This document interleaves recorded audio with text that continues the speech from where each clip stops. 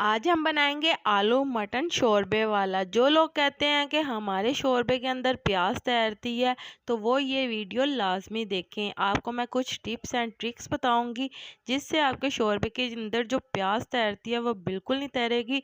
और आपको बहुत ही आसान तरीका बताऊंगी आलू गोश्त बनाने का। बिस्मिल्लाहिर्रहमानिर्रहीम। अस्सलामुअलैकुम जी, क्या हाल चाल है आपके? उम्मीद करती हूँ आप सब खैरियत से होंगे। अल्हम्दुलिल्लाह मैं भी ठीक हूँ। आज मैं आपके लिए लेकर आई हूँ बहुत ही मज़े का आलू मटन शोरबे वाला। अब बिगनर्स भी बहुत ही आसानी से ये रेसिपी तैयार कर सकते हैं। तो इसके लिए यहाँ पे आपने एक अदद पतीली ले लेनी है और इसके अंदर आपने 1 किलो मटन का गोश्त शामिल कर लेना है। साथ ही हम इसके अंदर शामिल कर लेंगे 3 अदद मीडियम साइज़ की प्याज स्लाइस में कटी हुई। और यहाँ पे हमने ले लेना है 2 से 3 टेबलस्पून भरकर लहसुन अदरक का पेस्ट। 2 से 3 अदद सब्ज हरी मिर्चें साबुत शामिल करेंगे। साथ ही यहाँ पे हमने ले लिए हैं टमाटर 4 अदद दरमियाने साइज़ के। इसे भी मैंने स्लाइस में कटिंग कर लिया, आप रफली कटिंग कर सकते हैं। इसके बाद यहाँ पे हम कुछ स्पाइसेस लेंगे। यहाँ पे ये स्पाइसेस आपको घर पर ही मिल जाएंगे। नमक 1 टेबलस्पून, सुर्ख मिर्च का पाउडर 2 टेबलस्पून, हल्दी पाउडर 1 टेबलस्पून, सुर्ख मिर्च कुटी हुई 1 टेबलस्पून। तो ये बेसिक से स्पाइसेस हम इसके अंदर ऐड करेंगे। तो ये स्पाइसेस हर घर में मौजूद होते हैं, आपको बाहर से कोई भी स्पाइसेस लाने की ज़रूरत बिल्कुल नहीं है। साथ ही इसके अंदर हम आधा ग्लास पानी का शामिल कर लेंगे। यहाँ पे टमाटर और प्याज पानी अपना छोड़ेंगे, इसलिए हमने इसके अंदर आधा ग्लास पानी शामिल किया है। तो अच्छी तरह से आपने इसे मिक्स कर लेना। तो अच्छे से मिक्स करने के बाद एक बार आपने इसे बॉयल दिलाना है। इसके बाद आपने इसे कवर कर कर इतनी देर के लिए पकने के लिए छोड़ देना है कि हमारा जो गोश्त है वो अच्छी तरह से गल जाए। तो यहाँ पे हमने इसे मीडियम टू लो फ्लेम के ऊपर छोड़ा था। तो यहाँ पे आप देख सकते हैं कि जो हमारा गोश्त है वो अच्छी तरह से गल चुका है। इसके बाद आपने इसे अच्छी तरह से मिक्स कर लेना है और इसके अंदर पानी भी काफ़ी हद तक कम हो गया है। तो चलें जी, अब हम इसके अंदर शामिल कर लेंगे 1 कप कुकिंग ऑयल।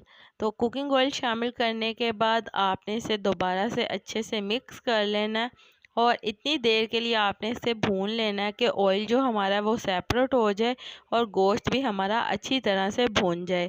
तो यहाँ पे आप देख सकते हैं कि ऑयल सेपरेट हो चुका है और गोश्त भी हमारा बहुत ही अच्छी तरह से भून चुका है। तो यहाँ पे आप देख सकते हैं बहुत ही मज़ेदार सा हमारा जो मटन है वो भून चुका है और बहुत ही मज़े का लग रहा है। तो चलें जी, अब यहाँ पे हमने ले लेने हैं आधा किलो आलू। आधा किलो आलू 1 किलो गोश्त के अंदर आपने डालने हैं। तो आधा किलो आलू के ऊपर से आपने छिलका उतार लेना और इन्हें बड़े पीसीस के अंदर कट करना है, क्योंकि जो आलू गोश्त होता है उसके अंदर जो बड़े पीसीस होते हैं आलू के वो अच्छे लगते हैं, छोटे पीसीस आपने बिल्कुल नहीं करने।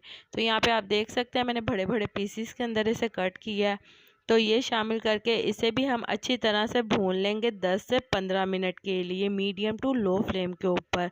तो यहाँ पे आप देख सकते हैं हमारे आलू और गोश्त बहुत ही अच्छी तरह से भून चुके हैं। अच्छा, तो कुछ लोग कहते हैं कि हमारा जो आलू गोश्त का शोरबा होता है उसके अंदर प्याज तैर होता है, तो इस स्टेज के ऊपर वो हल्का हल्का पानी लगा कर इसे भूनेंगे तो जो गोश्त के अंदर प्याज तैरता है वो बिल्कुल नहीं तैरेगा।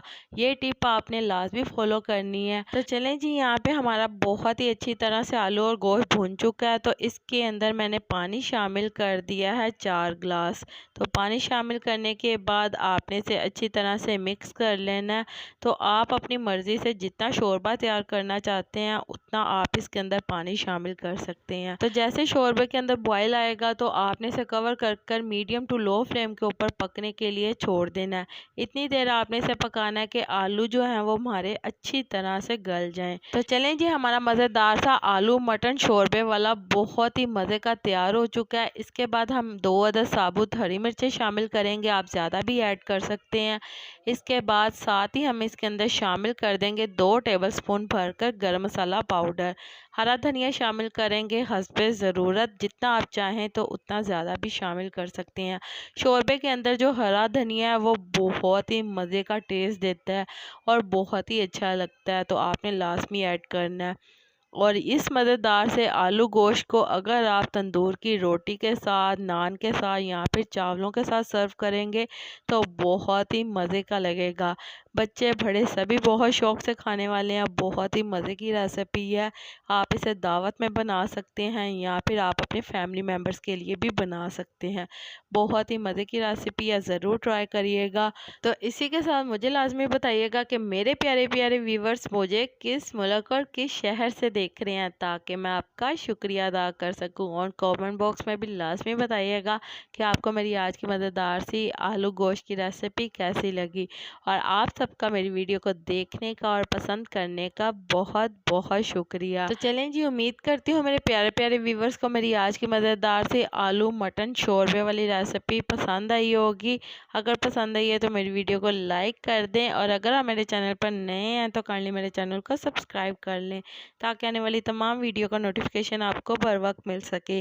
अल्लाह ताला आपको बहुत सारी खुशियाँ अता करे, आपके रिज़्क़ में ढेरों ढेर बरकत अता करे, आपको मक्कतुल मुकर्रमा मदीनातुल मुनव्वरा की हाज़िरी नसीब करे। आमीन सुम्मा आमीन। तो इसी के साथ मुझे भी अपनी दुआओं में याद रखिएगा। मिलती हूँ आपसे एक और मज़ेदार रेसिपी के साथ एक और नई वीडियो में। तब तक के लिए मुझे दीजिए इजाज़त। अल्लाह हाफिज़।